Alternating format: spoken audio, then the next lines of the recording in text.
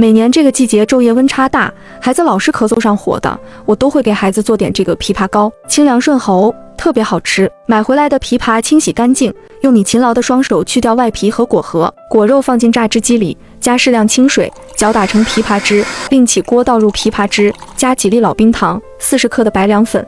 白凉粉自己吃还是要吃好一点的，家人吃着才放心。中火搅拌均匀煮开，找个干净的盒子倒进去，自然放凉就凝固了 ，QQ 弹弹的。再用刀切成大大的小块，清凉爽口的枇杷膏就做好了，细腻顺滑，小朋友超喜欢吃。家里有小朋友的家人们一定要试试。不知道白凉粉哪里卖的家人们，可以点我头像哟。